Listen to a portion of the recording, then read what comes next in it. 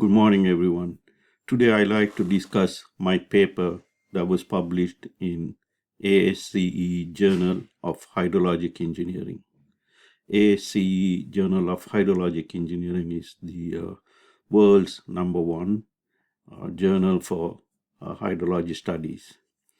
And this paper that we published, me and two other collaborators, was basically about prediction of floods in a watershed area using machine learning methods. So what are the machine learning methods that we used? That would be ANN, that would be artificial neural networks, RNN, recurrent neural networks, LSTM, long short-term memory, and bidirectional LSTM, and transformers. So before I go into the studies, I want to give a small roundup on AI and machine learning, etc. And this is the journal that was published. As you could see, Journal ASCE, Journal of, not getting focused here, of Hydrologic Engineering. Anyway, so I want to give a little summary of AI or machine learning. So I would start with the introduction. Though this is basically this lecture is divided into categories of subject matter, introduction, and then the machine learning primer, that would be ANN, LSTM, BLSTM, convolutional LSTM, and transformers. So I would discuss that, and then the statistical methods for evaluation, and you have artificial neural networks and etc. So before that, I want to give a roundup of summary of AI. So very first computer is Charles Babbage's difference engine, and that you could see here. He built that in 1800s. And the very first programmer was Ida Lovelace. And she said that this computer, this difference engine, is cannot think. She said this thing cannot think. It just spit out answers for whatever we program. So this was basically an issue for computers. The computers can do only whatever we program. If we know how to do something, we could program that, and the computer can give us an answer. So to tackle this problem, Frank Rosenblatt in 1950s came up with an idea called perceptron, and this is his perceptron machine, and this is what he envisioned. So the perceptron is modeled after human neurons. Human neuron, it has some input, chemical inputs or electrical signals, and then it does something here in the cell and in this sheath, myelin sheath, and then it would gives out an output. So there's a big network of neurons. And Rosenblatt also decided that we could do something like that and get a thinking machine. So that could be considered as the start of AI. And then from that we came to artificial neural network. So basically artificial neural networks are the very first step in AI. Here we have a input layer, and then we have weights. Weights are there to fine tune our system. There are numbers. So these weights are there. Like if you have, sorry again here. Let's say you have a input value. Let's say it's 2, and then we would have a weight. So that would multiply by that weight. It could be 0.1, so 2 times 0.1, and then we would get a layer, and then we would normalize it. We would take a whole batch, and then we would instead of running the whole data system, we would take a batch. A batch could be 50 items or 100 items, etc. And then we would add a bias. Now, why do we add a bias? Bias is also a number. These are all numbers. AI is done using numbers. So bias is if the weights are there to fine tune the system, and bias is there to shift it. So if you want to shift certain amount, then we use a bias. And then we would use something called activation function, that is to bring all these bring our data into a non-linear category, because we need to have a non-linear system for it to work. Now, why is that? I don't know. That's how it works. Some of the questions, nobody knows why it works that way. That's the way it works. And then, there are a number of activation functions. There's sigmoid and there's ReLU, etc. And then it would spit out an answer, and then we would get the loss function. And the loss is we are comparing the real value with the value that we got. So that would be the loss function. And loss can be calculated in many ways. It could be mean squared value or regular difference, etc. So whatever the function that works well would be the loss function. So we have a bigger loss here. Now we have to go back and change the weights and the bias numbers so that our loss could be less. So that would be done with optimizer. We would look into the gradient, the loss gradient, and then it would change the gradient, and then we would get new set of bias and new set of weights.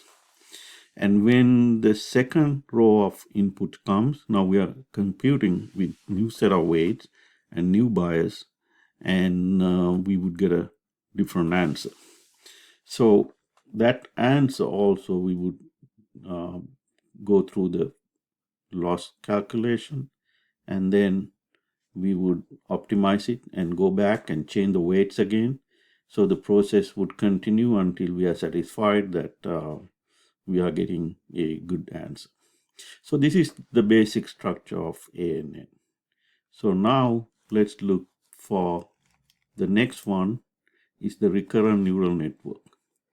Now in the first ANN, we saw that we have a bunch of inputs. We have weights, and then we have the bias, and then we go through this process where we would activate.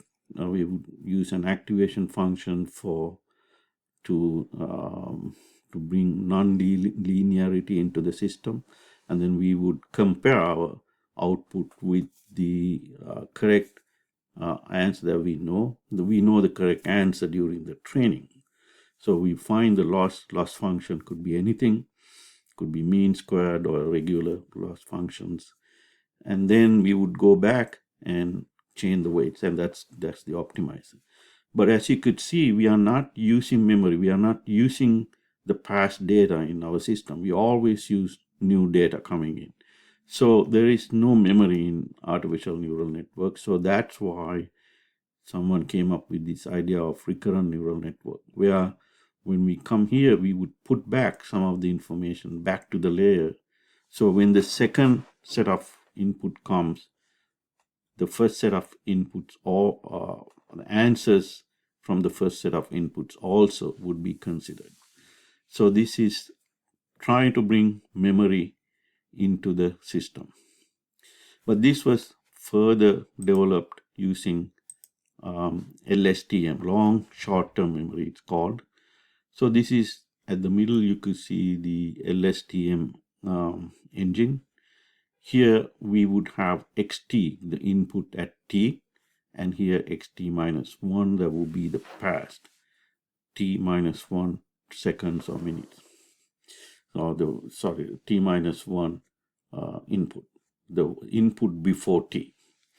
So in the input, when we go through the input, we would have a non-linearity function here, sigmoid, and then these are all activation functions, and this is very simplified, and then we would get an output here. and that output would go to the next layer, and you would see an t plus 1 is the next input, and that input would have outputs from the t, so the time step before t plus 1. Those outputs are also coming into the mixer, and then that would be calculations would be done based on those outputs, also outputs from the previous step. So that way we are incorporating the memory, or incorporating past data. So the past data is not going away, not wasted. So that was the long short-term memory, and this is the bidirectional long short-term memory. Now I'm going very fast here. You can explain everything, but anyway, here we have the LSTM engine. We have the input at t minus 1 input, and then we have the LSTM engine, and then we would do that to xt plus 1 and xt, etc. And as you could see, at some point, this LSTM engine going backwards. So whatever we got, the answer here, we are feeding back to the past data. So if we have a number here, that number go through the LSTM and go through the output. Before it goes to the output, these numbers also would be computed, and the outputs from those numbers would come back. So LSTM not only look at the past, and it also look for the future. Now when you say future, it's not really future, because we input this, input this, input this. It's just you can look into the future, but in this case we are just inputting these values at almost the same time, and it's just that the inputs are in a sequential order. The one comes after the other. So once these numbers are inputted and the LSTM engine works on it, and then the answer would come back and would influence the previous data. So that's what it is. So all these are good, but they were not that good compared to transform mechanism. There was a paper by Vaswani et al. That was the breakthrough paper, and all these LLMs are based on the transformer paper. So I would briefly go through the transformer. First, we have input, and then something called tokens are needed. Token. And what is a token? Token is a word. It's a word. Say if it's a lion, we would put a number to it, number 538 something. And tokenizer is where we would give a whole lot of numbers to a whole lot of words. It's like a dictionary. Let's say lion has a number, tiger has a number, etc. So once we have the tokenizer, we could do something called positional encoding. That will be our numbers has to have a meaning. In other words, we go through this example of lion here. We took lion. So lion has 532. Let's say the number is 532. So the tiger should be 533 or something closer, because the properties are the same. If you have number 288 for a river, and then stream would be 289 or something closer. The whole idea is the similar meaning, the words with similar meaning would be placed closer to each other with similar properties. So that's what the positional embedding means. And then we go to multi-head attention. This is the heart of transformer mechanism, where you would pay attention to the nearest word. So here I have given an example. If you have the word bank, and if you have the word river, that would be river bank. And so we are talking water, we are talking fish, etc. Now, on the other hand, if you have bank and you pay attention to the words nearby and it says deposit, so if we bank deposit, so we are talking money, we are talking a place, something totally different than riverbank. So paying attention to nearest words is something very important, and Transformers does that. So that's what this layer is doing. And then add and norm layer is bringing non-linearity to the system. And the next one is a MLPs that will be called multi-layer perception. Now here in the the multi-head attention, we look at the whole sentence as a whole, looking at the attention. But when it comes to MLP, we look at each token separately. And then we would have add and norm layer, which is basically preparing the data to go to the decoder. Now, what does the decoder do? The same thing, but it would do in the opposite way. So the transform mechanism was first done for for translation.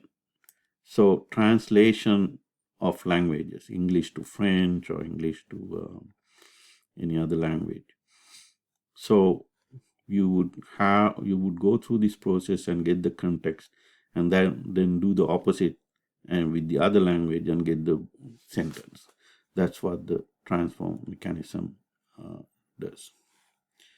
So and then we would go into TensorFlow. What is TensorFlow? TensorFlow is a programming library based on Python. It's done using Python, and TensorFlow is used for AI programs. And there's another one called PyTorch, but TensorFlow is by Google, and it seems to be the main library. And TensorFlow Keras is called. So here we would have TensorFlow, and we would import the TensorFlow library as TF from Google. And then we would import this library. This has a lot of functions that will be in the MNIST library from Keras. And then we would have a training set. These are two. Here in this case, we would have two inputs. And then test input means what really should be after this input, what's the output should be, the real output, because we need to train train our neural network. And MNIST load means load the library, and then we have the data here, and 255 is to get a less than 1 number. And then our model is TF Keras model sequential. There will be each layer after layer. If you have 3 layers, 1 layer going after the other layer. So sequential is basically ANN, because this will not work. If you are going to do LSTM, then we have to use the LSTM library. And then we would have those input, and then the shape is 28 by 28. There will be 28 inputs, and a matrix of 28 by 28. And then we would use activation function, as I said, non-linearity, introducing non-linearity, and that here in this case it's ReLU. And we also use something called dropout. We would drop every round, every calculation, certain amount of input data. Now, why they do that, it seems to be giving better answers. And some of these things in AI, we really don't know the answer, not only me, the AI community, it just works. And then we would have, there are 2 layers, so 2 activation functions. The other one is softmax, one is ReLU. And then we would have the optimizer, which I talked about, where we have to go back and change the weights. And that is, in this case, is Adam, and the loss is sparse categorical cross entropy. This seems to be very famous. Most people use that. That's where, let's say, your output is 5, and the real output is 6. 6 minus 5 is 1, and then this function would give a different number using that 1. We could use 1 as our loss, but that's not very efficient way of doing it. We have to look back to the whole lot of data and then see mean. Some people use mean squared error, but this seems to be the best function. And then we would have the model, and then we would fit it, and then the training set, and then after that we would have the real data. So the TensorFlow is not a very difficult language to learn, a library to learn. You just have to practice, and once you practice, you can understand it well. So this is the, now we go to the journal, Hydrologic Engineering Journal, the paper, and the paper is called, let me see here, Multiple Day-Ahead Flood Prediction in South Asian Tropical Zone Using Deep Learning. So in this paper, first I discussed the catchment basin, the area of the catchment basin, the runoff, the time of concentration, things of that nature. And then we have this area, and then showing where it is in Sri Lanka actually, and then we drew those graphs of rainfall data. And next comes the ANN here. There's the 3-layer ANN, but we use more than 3 layers. This is for demonstration purposes. And long short-term memory, and bidirectional long short-term memory, and convolutional long short-term memory, and a transformer. And then we have evaluation criteria used. Different evaluation criteria. One is called RMSE, MAPE, and NSE. So these criteria are what normally used in hydrologic studies. So and then next we were able to compare different methods that we use: ANN, LSTM, and bidirectional LSTM, transform, etc. And then we came up with all these graphs, the errors, and all that. And so again, various graphs were shown to see which one is better. And in the conclusion, we concluded that the transformer would give better value than the LSTM and BLSTM and ANN, etc. So that's basically the nutshell of the paper, and I hope you understand. And if you have any questions, please post it underneath. And thank you very much for listening.